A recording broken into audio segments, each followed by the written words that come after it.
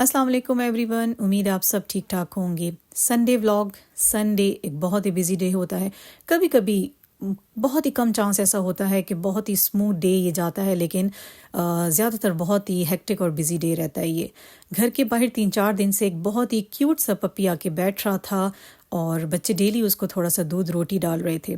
अभी ट्यूशन के लिए जाने लगे तो मुझे फोर्सफुली लेके आए कि ममा आप साथ में दूध और रोटी भी लेके आएंगी और हम उसको डालते हुए जाएंगे, क्योंकि हमें बहुत ज़्यादा भूखा लग रहा है। और वाकई में ऐसे ही था। जो ही उसको दूध हमने दिया फ़ौरन उसने सारा दूध पी लिया और थोड़ी थोड़ी रोटी भी खा ली थी।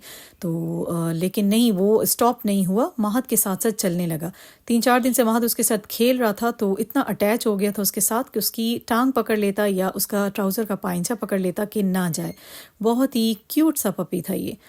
बच्चों को ड्रॉप देके आ गई थी मैं घर। हस्बैंड ग्रॉसरी करने गए हुए थे। जब वापस आए तो जी साथ में ले आए थे मुर्गी के पंजे।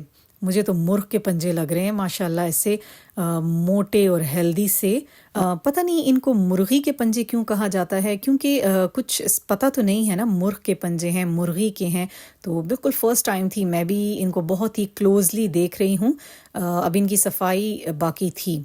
साथ साथ जी मैंने पंगा ले लिया था दलीम बनाने का। मुझे बहुत ही इजी एंड क्विक लग रहा था कि मैं फ़ौरन बस बना लूँगी, क्या टेंशन है। सारा काम मशीन नहीं तो करना है और बहुत इजीली बन जाएगी। हर चीज़ को अरेंज करके रख दिया था। बड़े शौक से मैं स्टार्ट हुई थी संडे को। तो नाश्ता वगैरह करके नॉर्मली जो अपने काम होते हैं वो सारे समेट के मैं आ गई थी किचन में। 1 बाय 1 मैंने दालों को भिगो दिया था। अच्छा, मैं 3 दालें सिर्फ इसमें यूज़ करती हूँ, मूंग की दाल, मसूर की दाल और चने की दाल। इसके अलावा मैं कोई भी दाल नहीं ऐड करती। गंदम का दलिया हो जाता है, राइस भी नहीं ऐड करती एंड चिकन हो जाता है। तो अब दालों को अच्छी तरह धो के मैं भिगो दूंगी। यहाँ मूंग और मसूर मैंने लिया था 1.5 कप और चने की दाल ली थी 1 कप, दलिया भी था 1 कप। और साथ में मेरी जेठानी ने पालक काट के रखी हुई थी। मैं और मेरी जेठानी अपने फ्लोर पे कंबाइन रहते हैं, हमारा किचन भी कंबाइन है। तो वो बनाएंगी पालक, बड़ी खूबसूरत फ्रेश पालक लाई हुई थी, और मैं बनाऊंगी दलीम। तो साथ साथ फ्रिज की थोड़ी क्लीनिंग की थी, जिसमें से कुछ ऐसे टमाटर निकले थे, बहुत ही दाग उनको लगे हुए थे। सब्जियों की कुछ समझ नहीं आती, रेट्स इतने ज़्यादा हैं लेकिन क्वालिटी बिल्कुल अच्छी नहीं है। बॉटल्स खाली हो गई थी। ग्रॉसरी इंशाल्लाह होने वाली है, जिसमें फ़र्स्ट आइटम्स तो हमारे केचप और मायो ही होते हैं। और मेरी बेस्ट फ्रेंड्स भी आ गई थी, अदरक एंड लहसुन, जो हर दफ़ा ग्रॉसरी में आती है। अब इनको साफ़ सुथरा करके रखना है। थोड़ी सी मिर्च मंगवाई थी और महद आते हुए अपने लिए साबुदाना ले आया था।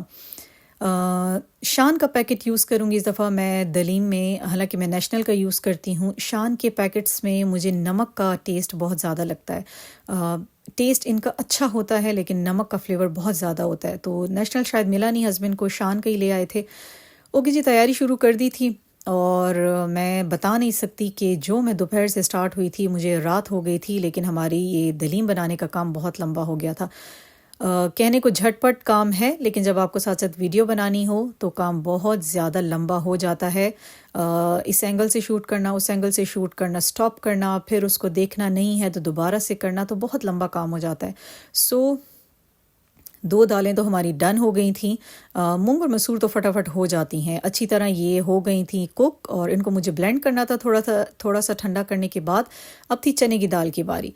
चने की दाल को अब मैं रख दूंगी बॉईल होने के लिए। अच्छा, मैंने प्रेशर इनको नहीं दिया था, मैंने 1 बाय 1 इनको कढ़ाई में ही किया था, तो शायद इसलिए भी ज़्यादा टाइम लग गया था।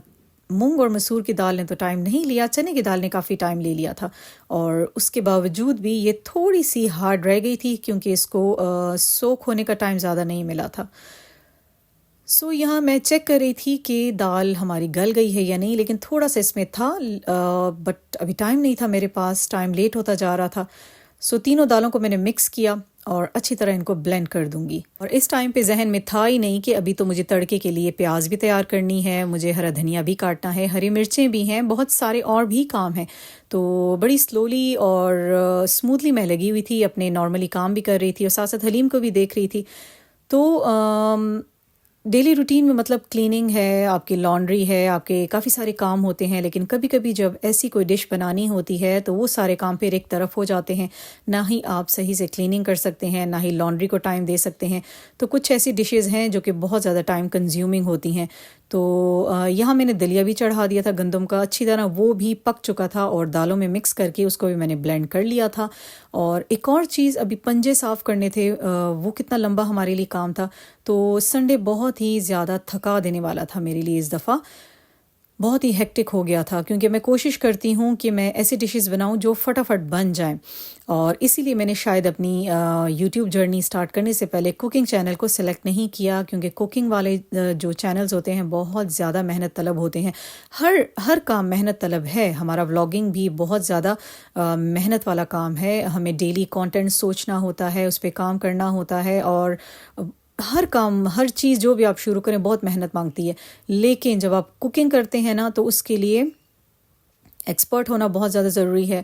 آپ کی پھر شوٹ کرنے میں بہت زیادہ ٹائم لگتا ہے، نئی ریسیپیز لانے میں بہت زیادہ ٹائم لگتا ہے. تو میں اپنے ولاگنگ سے فی الحال تو بہت سیٹسفائیڈ ہوں کہ الحمدللہ میں نے اس ٹاپک کو سلیکٹ نہیں کیا. تو یہاں میں نے پیاز اپنے فیوریٹ جو میرا کٹر ہے اس کے تھرو کاٹ لی تھی. اب ہری مرچ اور ہرے دھنیے کی باری تھی. ہرا دھنیا بھی سارا بھی نہیں کروں گی، تھوڑی سی ہری مرچیں کروں گی، کیونکہ بس میں اور میرے ہسبینڈ ہی کھاتے ہیں حلیم پہ ڈال کے. بچے تو لیتے نہیں ہری مرچ، اس لیے اس کا اتنا پرابلم نہیں تھا، اس کی کٹنگ فوراً ہو جانی تھی. ہرا دھنیا میں اس باکس میں سنبھال لوں گی. ایسا باکس بہت ضروری ہوتا ہے ہرے دھنیے پودینے کے لیے جس میں سے تھوڑی ایئر پاس ہوتی ہو. تو ہری مرچ کی سٹکس میں نکال کے بول میں اس لیے ڈال رہی ہوں کیونکہ یہ میں اپنے پودوں کے لیے فرٹیلائزر ایک بناتی ہوں، پھر انشاءاللہ آپ سے شیئر کروں گی. تو یہاں ہری مرچی فٹافٹ میں نے کاٹ لی، اس کو ایک طرف کر دیں گے. اور اس کے بعد تھی دھنیے کی باری. دھنیا بھی ہسبینڈ اچھا خاصا لے آئے تھے، لیکن ابھی سارا میں اس کو کاٹ چھانٹ کے صاف نہیں کروں گی. جتنا مجھے چاہیے تھا اتنا ہی میں اس میں سے الگ کر لوں گی اور باقی کو اس باکس میں ڈال کے رکھ دوں گی. تو اس باکس میں بھی زیادہ لمبے ٹائم کے لیے نہیں چلتا دھنیا، لیکن 3-4 دن آپ کے آرام سے نکال لیتا ہے اگر یہ دھلا ہوا نہیں ہے تو. بغیر دھوئے اب میں اس کو سیو کر لوں گی اور انشاءاللہ پھر اس کو نیکسٹ مارننگ دیکھیں گے. یہ ایک کام ڈن ہو گیا. اور جتنا میں نے سلیکٹ کیا تھا اس کو جلدی سے میں چاپ کر لوں گی اور واش کر کے ایک سائڈ پہ کر دوں گی. اچھا، کوکنگ کرنا بھی نا دل سے آپ کے کنیکشن ہے. آپ کا موڈ اچھا ہے اور آپ کا دل کرتا ہے تو وہ ڈش بہت ہی مزیدار بنے گی. لیکن اگر آپ زبردستی کر رہے ہیں تو کبھی بھی اس میں ٹیسٹ نہیں آئے گا. تو میں چھوٹی سے چھوٹی چیز بھی بناؤں یا کوئی اچھی بڑی ڈش بھی بناؤں تو بہت دل سے کرتی ہوں. کھانا بنانا بہت پسند ہے مجھے، اس لیے جو بھی بناؤں بہت دل سے کرتی ہوں. تو یہاں اب میں نے چاپر میں کرنا تھا چکن کو، ریشہ ریشہ کرنا تھا. لیکن کبھی بھی ہینڈ چاپر میں ٹرائی مت کیجیے گا. میرے کندھے کا جو آج حال ہے مجھے ہی پتہ ہے. پہلے میں نے اس سے ہینڈ چاپر کو بہت زیادہ فل کر دیا تھا جس سے وہ چل نہیں رہا تھا. پھر تھوڑا تھوڑا کر کے میں کرتی گئی تو بہت ٹائم لگ گیا تھا. Electric choppers are the best. تو جب بھی اگر آپ نے چکن کو ایسے ریشہ کرنا ہے تو الیکٹرک چاپر ہی یوز کریے گا، یہ ہینڈ چاپر کبھی مت یوز کریے گا. ادرک لہسن کا تڑکا بنا لیا تھا اور تھوڑا سا اس کو گولڈن کر کے اس کے بعد اس میں نے یہ سارا ریشہ کیا ہوا چکن ایڈ کر دیا تھا اور شان کے 2 پیکٹ ایڈ کر دیے تھے. تو تھوڑا سا اس کو بھوننے کے بعد ساری جو بلینڈڈ دالیں تھیں گندم کے دلیے سمیت وہ ڈال دی تھیں اور اچھی طرح ان کی میں مکسنگ کر لوں گی.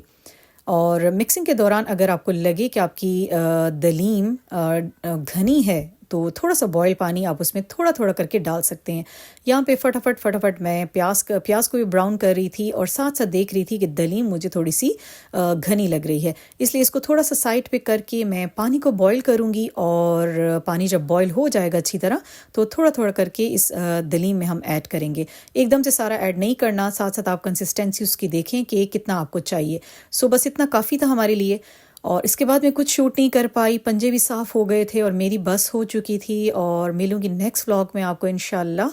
اور کیونکہ بیٹری بالکل ڈاؤن ہو گئی تھی میری بھی اور میرے موبائل کی بھی، اور ان کو فی الحال رکھ دوں گی فریزر میں. انشاءاللہ جب اس کو بناؤں گی تو آپ لوگوں سے ریسیپی ضرور شیئر کروں گی. ریکویسٹ ہے آپ لوگوں سے کہ لائک، سبسکرائب اینڈ شیئر ضرور کر دیا کریں اور ہمیں پلیز بوسٹ دیا کریں.